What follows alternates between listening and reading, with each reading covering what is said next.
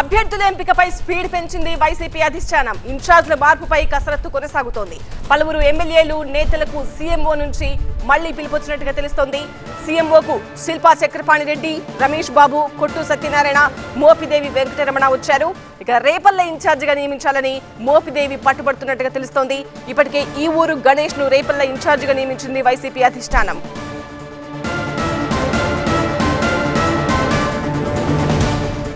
అధికార వైసీపీలో మార్పులు చేర్పుల ప్రక్రియ కొనసాగుతోంది. ఇప్పటికే దశల వారీగా నియోజకవర్గాల ఇన్ఛార్జ్ల 4 లిస్టులు రిలీజ్ చేసిన వైసీపీ మిగిలిన అభ్యర్థుల ఎంపికపై మరింత స్పీడ్ పెంచింది. ఇన్ఛార్జ్ల మార్పుపై కసరత్తు చేస్తోంది. పలువురు ఎమ్మెల్యేలు నేతలకు సీఎంఓ నుంచి పిలుపు అందడంతో తాడేపల్లికి క్యూ కట్టారు. ఇవాళ శిల్పా చక్రపాణి రెడ్డి, రమేష్ బాబు, కొట్టు సత్యనారాయణ, మోపిదేవి వెంకటరమణ సీఎంఓకు వెళ్లారు. ఇక రేపల్ల ఇన్ఛార్జిగా నియమించాలని మోపిదేవి పట్టుబడుతుండగా ఇప్పటికే ఈ ఊరు గణేష్ ను వైసీపీ అధిష్టానం నియమించింది.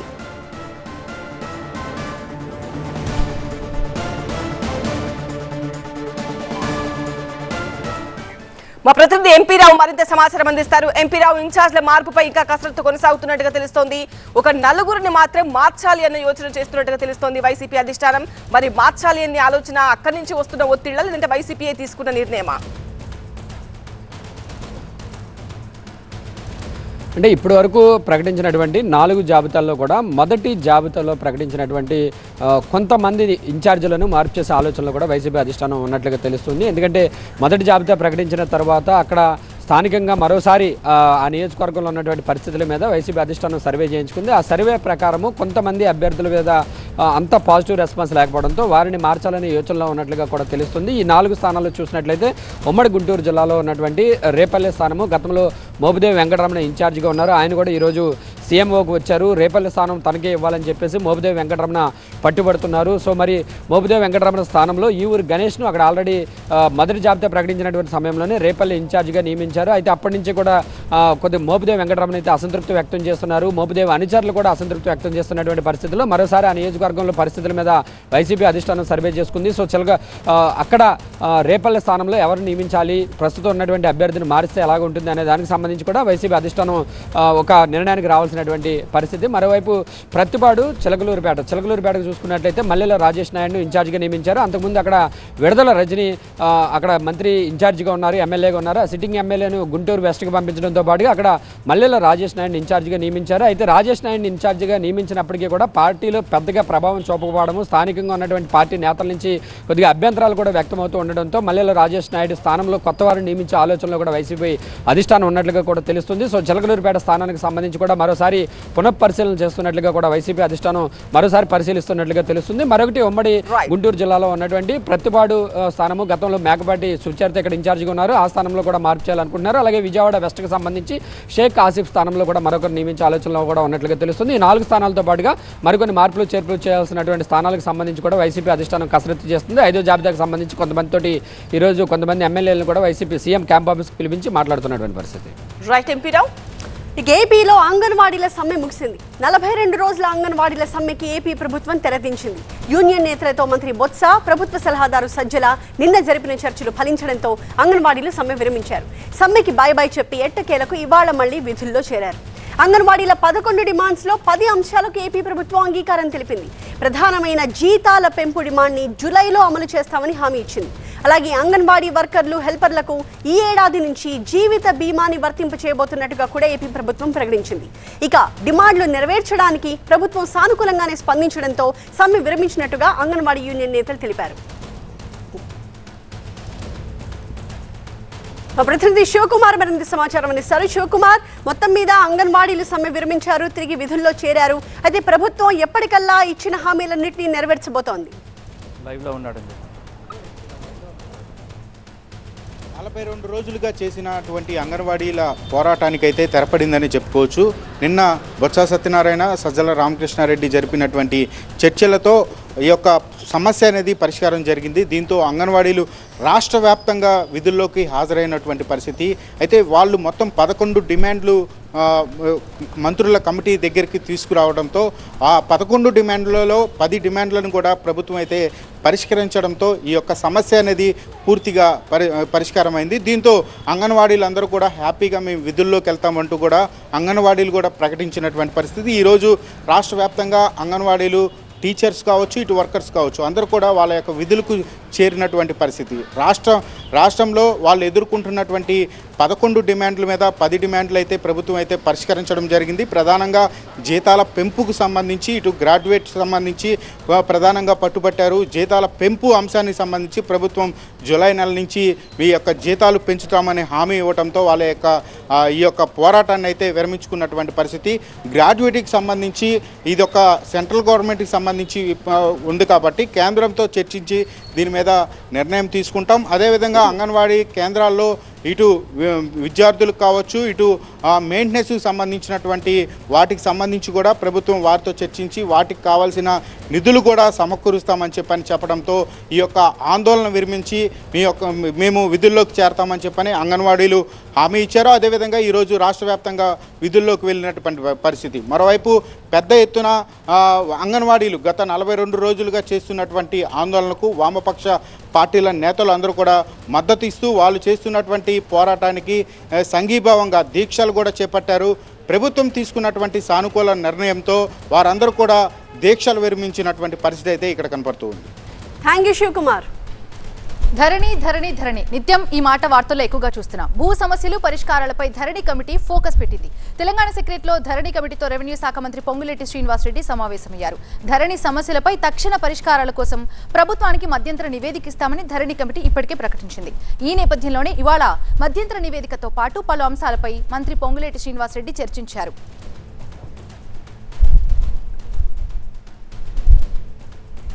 ధరణిలో లోపాలు సరిదిద్దుకునేందుకు ఏం చేయాలనే దానిపై దృష్టి సారించింది కమిటీ. జిల్లాల కలెక్టర్లతో భేటీ కానుంది. దానిలో భాగంగా రేపు సిద్దిపేట, మెదక్ జిల్లాలతో పాటుగా మరో 2 జిల్లాల కలెక్టర్లతో సీసీఎల్ఏలో సమావేశం కానుంది. క్షేత్రస్థాయి భూ సమస్యలపై ధరణి కమిటీ ఆరా తీయనుంది.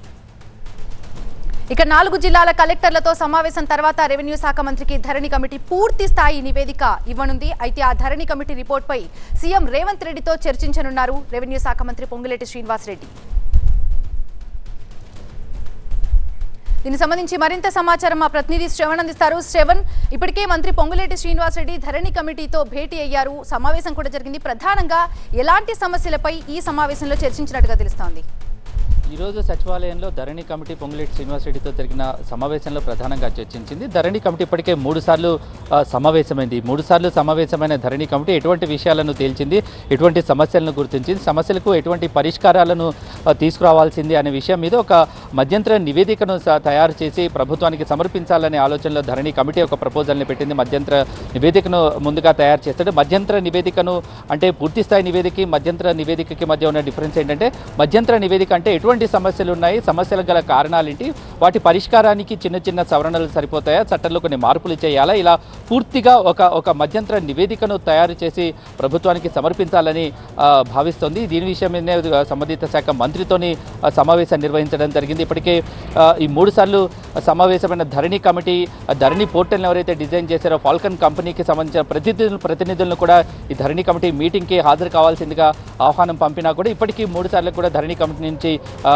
కమిటీకి ఆ ఫాల్కన్ కంపెనీ నుంచి ఎటువంటి సమాధానం రాకపోవడంతోనే ఏం చేయాలి, ఎందుకు ఆ ఫాల్కన్ కంపెనీ ధరణి కమిటీ మీటింగ్కి ఎందుకు మొహం చాటేస్తుందనే విషయాన్ని కూడా పూర్తిగా వీళ్ళు సమీక్షించారు. ఒకవేళ ధరణి కమిటీకి ఆహ్వానానికి మీటింగ్కి కనుక ఫాల్కన్ కంపెనీ రాకపోతే ఏం చేయాలి, ఎటువంటి లోపాలను గుర్తించాలి. ఇప్పటికే ధరణి కమిటీకి సంబంధించిన సవరణకు సంబంధించి 7 లక్షల అప్లికేషన్లు ధరణిలో సవరణలకు సంబంధించి రైతుల నుంచి వచ్చిన అప్లికేషన్ 7 లక్షలు ఉన్నట్టుగా ధరణి కమిటీ గుర్తించింది. 7 లక్షల అప్లికేషన్స్కి సంబంధించి ఎటువంటి నిర్ణయం తీసుకోవాలి, 7 లక్షల అప్లికేషన్కి సంబంధించిన సవరణలు చేయాలంటే కొన్ని మార్పులు చేయాల్సిన అవసరం ఉంది. అందులో కొన్ని మార్పులకు అంటే ధరణిలో ఏదైతే సమస్యలను గుర్తించారో కొన్ని పరిష్కారం అయ్యేందుకు అవకాశం ఉండగా మరికొన్నిటికి పరిష్కారానికి అవకాశం లేని సమస్యలు మరికొన్నిగా గుర్తించారు. వీటిని ఏం చేయాలి, ఒకవేళ ధరణికి సంబంధించిన విషయం కేవలం రైతులకు సంబంధించిన సమస్య మాత్రమే కాదు, పూర్తిగా రెవెన్యూ డిపార్ట్మెంట్కి సంబంధించింది, ల్యాండ్స్కి సంబంధించింది, రిజిస్ట్రేషన్కి సంబంధించిన పూర్తిగా అంశాలు ఉంటాయి. అందులో ఫారెస్ట్ ల్యాండ్స్ ఉంటాయి. ఫారెస్ట్ ల్యాండ్కి సంబంధించిన ఏమైనా ఒక నిర్ణయాలు తీసుకోవాలంటే దానికి సంబంధించిన ఫారెస్ట్ డిపార్ట్మెంట్ నుంచి పర్మిషన్స్ కానీ చర్చలు జరపాల్సి ఉంటుంది. ఫారెస్ట్ డిపార్ట్మెంట్ అంటే సెంట్రల్ గవర్నమెంట్ ఆధీనంలో ఉంటుంది. ఇలా కొన్ని జటిలమైన కష్టమైన సమస్యలు ఉన్నాయి. ఆ విషయంలో ఏం చేయాలి, వాటికి ముందుగా అన్నిటికీ కలిపి ఒకేసారి పరిష్కారాన్ని కనిపెట్టాలా, విడతల వారీగా సమస్యలను గుర్తించాలా అనేది నిర్ణయం తీసుకోబోతున్నారు. అందులో భాగంగానే ముందుగా అన్ని జిల్లాల కలెక్టర్లతో సమావేశం ఏర్పాటు చేయాలని ముందుగా అనుకున్నారు. కానీ పూర్తి స్థాయి బాధ్యతలు చేపట్టని కారణంగా ప్రస్తుతానికి రేపు 4 జిల్లాల నుంచే కలెక్టర్లను ధరణి కమిటీ మీటింగ్కి రావాల్సిందిగా వాళ్ళని కోరగా ప్రస్తుతం మెదక్, సిద్దిపేట ఈ 2 జిల్లాలకు సంబంధించిన కలెక్టర్లు సమావేశానికి హాజరవుతున్నట్టుగా తెలుస్తుంది. హైదరాబాద్ చుట్టుపక్కల ఉన్న జిల్లాలు ఏవైతే ఉన్నాయో వాటి కలెక్టర్లతో ఆ జిల్లాల కలెక్టర్తో ముందుగా సమావేశం కావాలని నిర్ణయించు. ప్రస్తుతం రేపు 2 జిల్లాలకు సంబంధించిన కలెక్టర్లు మీటింగ్కి వస్తున్నట్టుగా ప్రస్తుతం ఉన్న సమాచారం. రేపు మీటింగ్ ప్రారంభమయ్యే సమయానికి మిగతా జిల్లాల కలెక్టర్లు కూడా వచ్చే అవకాశం ఉంది. ఫాల్కన్ కంపెనీకి సంబంధించిన అంశంలో ఎటువంటి నిర్ణయం తీసుకోవాలనేది కూడా నిర్ణయం చేయబోతున్నారు. Thank you Shravan. ఇక అయోధ్యలో భక్తుల రద్దీ కొనసాగుతూనే ఉంది. అయోధ్య శ్రీరాముని దర్శించుకోవడానికి తొలి రోజు భక్తులు పోటెత్తారు. దేశం నలుమూలల నుంచి భక్తులు పెద్ద ఎత్తున తరలి రావడంతో అయోధ్య వీధులన్నీ భక్తులతో కిటకిటలాడుతున్నాయి. కిలోమీటర్ల కొద్దీ భక్తుల క్యూ లైన్స్ దర్శనమిస్తున్నాయి. ఇక అయోధ్యలో ఉదయం 8 గంటల నుంచి రాత్రి 7 గంటల వరకు బాలరాముణ్ణి దర్శనం చేసుకోవడానికి సాధారణ భక్తుల్ని అనుమతిస్తున్నారు. మరొక వైపు అయోధ్యలో ఎటు చూసినా కూడా రామనామ సంకీర్తనలు, ఆధ్యాత్మిక కోలాహలమే కనిపిస్తోంది. ఎక్కడ చూసినా రామనామమే వినిపిస్తోంది. రామ భజనలే కనిపిస్తున్నాయి. గర్భగుడిలో కొలువు తీరిన బాలరాముణ్ణి చూసి భక్తులు పరవశించిపోతున్నారు. అందరూ అయోధ్య బాట పట్టడంతో నగరమంతా జై శ్రీరామన్న నినాదాలతో మారుమోగిపోతోంది. ఇక భక్తుల రద్దీకి సంబంధించిన మరింత సమాచారం అందించడానికి మా అసోసియేట్ ఎడిటర్ మహాత్మా అయోధ్య నుంచి సిద్ధంగా ఉన్నారు. మహాత్మా, ఈ రోజు ఉదయం నుంచి కూడా చూస్తున్నాం పెద్ద ఎత్తున వేల సంఖ్యలో భక్తులు దర్శనం కోసం తరలి వెళుతున్నారు. ఇక 2 గంటల సమయంలో దర్శన సమయం కూడా ముగిసిపోబోతున్న నేపథ్యంలో ఇంకా ఆలయం బయట ఎలాంటి రద్దీ కనిపిస్తోంది? అలాగే ఉదయం నుంచి ఎంతమంది భక్తులు దర్శనం చేసుకోగలిగారు?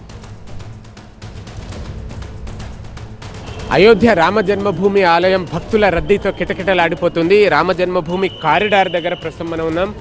ఇక్కడి నుంచే భక్తులు లోపలికి వెళ్లాల్సి ఉంటుంది. దేశవ్యాప్తంగా వేర్వేరు ప్రాంతాల నుంచి వచ్చే భక్తులు ఏ మార్గం ద్వారా వచ్చినా సరే, రైలు మార్గం, రోడ్డు లేదంటే విమానాల ద్వారా వచ్చినా సరే భక్తులు లోపలికి ఎంటర్ అవ్వాలంటే ఈ ప్రవేశ మార్గం నుంచే లోపలికి వెళ్లాల్సి ఉంటుంది. ఇక్కడ భక్తుల కోసం పెద్ద పెద్ద క్యూ కాంప్లెక్స్లు, టికెట్ కౌంటర్లు, వాటిని తనిఖీలు చేసే వ్యవస్థ అంతా కూడా ఏర్పాటు చేస్తున్నారు. అవన్నీ ఇంకా ప్రస్తుతం నిర్మాణంలో ఉన్నాయి. ఒకసారి ఎడం వైపుకి చూస్తే ఆ నిర్మాణ పనులను కూడా మనం దృశ్యాల్లో చూడవచ్చు. కానీ నిన్న మధ్యాహ్నం బాలరాముడి విగ్రహ ప్రాణ ప్రతిష్టాపన జరిగిన నేపథ్యంలో పెద్ద సంఖ్యలో భక్తులు ఆ బాలరాముని దర్శించుకోవాలని తాపత్రయపడుతున్నారు. ఆ కారణంగా నిన్నటికే పెద్ద సంఖ్యలోనే ఇక్కడికి చేరుకున్నారు.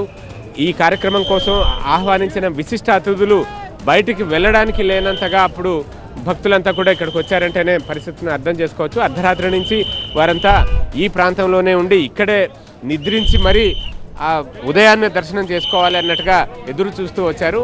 చుట్టుపక్కల ప్రాంతాల నుంచే కాదు, సుదూర ప్రాంతాల నుంచి సైతం కొంతమంది అయితే విదేశాల నుంచి వచ్చిన వారు సైతం మనకి ఈ భక్తుల్లో కనిపించారు. అంటే బాలరాముడి విగ్రహ ప్రాణ ప్రతిష్టాపన జరిగిన మరుక్షణమే దర్శనం చేసుకోవాలన్న ఆతృత, తాపత్రయం వారిలో కనిపించిందని చెప్పవచ్చు. అందుకనే ఇంత రద్దీ అన్నది ఏర్పడింది. అయోధ్య నగరంలోని ప్రధాన రహదారిని సైతం వాహనాల రాకపోకలకు ఆస్కారం లేకుండా మూసివేయాల్సి వచ్చిందంటేనే పరిస్థితిని మనం అర్థం చేసుకోవచ్చు. కేవలం ఈ రద్దీని నియంత్రించడం కోసం పోలీసు వాహనాలు మాత్రమే ఇక్కడ మనకు కనిపిస్తూ ఉన్నాయి. అధికారులు, పోలీసులు మాత్రమే ఈ ప్రాంతంలో ఉండి రద్దీని నియంత్రించే ప్రయత్నాలు చేస్తున్నారు. అయినా సరే అంచనాలకు మించి వచ్చిన ఈ భక్తుల కారణంగా ఈ రద్దీని నియంత్రించడం అధికారులు అలాగే ఆలయ సెక్యూరిటీ సిబ్బంది వల్ల కూడా కావడం లేదనే చెప్పాలి. సో దీన్ని దృష్టిలో పెట్టుకుని దేశంలోని వివిధ ప్రాంతాల్లో ఉన్న యాత్రికులు వెనువెంటనే వచ్చి ఇప్పటికిప్పుడే దర్శనం చేసుకోవాలనుకుంటే ఈ రద్దీ కారణంగా ఇబ్బందులు పడాల్సిన పరిస్థితి ఉంటుంది. కొద్ది రోజుల తర్వాత ఇక్కడంతా వ్యవస్థ సెటరేట్ అయ్యే అవకాశం ఉంది. స్ట్రీమ్ లైన్ చేసి ఆ మేరకు టోకెన్లు లేదా స్లాట్లు, దర్శనానికి సంబంధించిన స్లాట్లను అరేంజ్ చేసే అవకాశం ఉంటుంది. ఇప్పటికే ఆలయంలో దర్శనానికి వేళ ఏంటి అన్నది ఆల్రెడీ కేటాయించారు. ఉదయం 7 గంటల నుంచి 11:30 వరకు, మళ్ళీ మధ్యాహ్నం 2 గంటల నుంచి రాత్రి 7 గంటల వరకు దర్శనం అన్నది ఉంటుంది. మిగతా సమయంలో ఉదయం, మధ్యాహ్నం, సాయంత్రం హారతి కార్యక్రమాలు ఉంటాయి. సో దీన్ని దృష్టిలో పెట్టుకుని భక్తులు సైతం తమ ప్రయాణ ప్రణాళిక, దర్శన ప్రణాళికను సిద్ధం చేసుకోవాల్సింది. నిన్న ప్రధానమంత్రి సైతం అదే మాట చెప్పారు. 22నే భక్తులందరూ అయోధ్య మీదకి రాకండి, ఇక్కడున్న వసతులు సరిపోవు, భోజనం వసతి ఇట్లాంటి సదుపాయాలన్నీ కూడా ఇంత రద్దీని దృష్టిలో పెట్టుకుని సిద్ధంగా లేవు. కాబట్టి భవిష్యత్తులో వాటిని దృష్టిలో పెట్టుకుని నిర్మాణాలు, మౌలిక వసతుల కల్పన, అందుకు సంబంధించిన ఏర్పాట్లు జరుగుతూనే ఉన్నాయి. కానీ ఇప్పుడున్న పరిస్థితులను దృష్టిలో పెట్టుకుని అయితే యాత్రికులు తమ ప్రయాణాలని ప్లాన్ చేసుకోవాల్సిన అవసరం అయితే ఇక్కడ కనిపిస్తుంది. కెమెరా పర్సన్ ప్రభుతో మహాత్మా కొడియార్, TV9, అయోధ్య, ఉత్తరప్రదేశ్. ఇక నకిలీ పత్రాలతో పాస్పోర్ట్ జారీ కేసులో సిఐడి అధికారులు దర్యాప్తు ముమ్మరం చేశారు.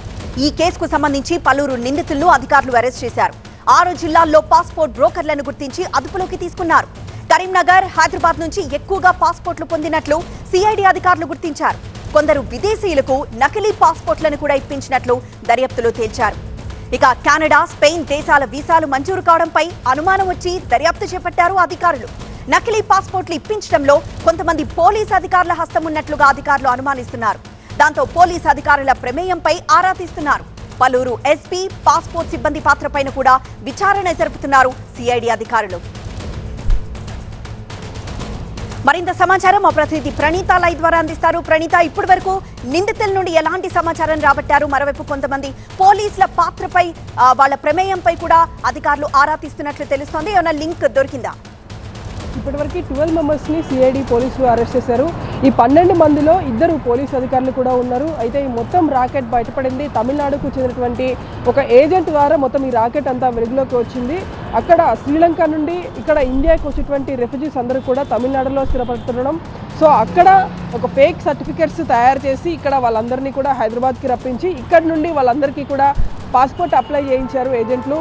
సో ఇక్కడ ఉన్నటువంటి డాక్యుమెంట్స్ని పరిశీలించాల్సినటువంటి ఎస్బీ అధికారులు కూడా ఎలాంటి ఫిజికల్ వెరిఫికేషన్ లేకుండానే వీరికి టిక్ మార్క్ కొట్టడంతో వీళ్ళందరికీ కూడా పాస్పోర్ట్లు జారీ అయ్యాయి. ఈ విధంగా మొత్తం దాదాపు 92 మందికి పైగా వ్యక్తులకు ఫేక్ పాస్పోర్ట్స్ జారీ అయ్యాయి. ఇప్పుడు వీళ్ళందరూ కూడా విదేశాలకు వెళ్ళిపోయి ఉన్నారు.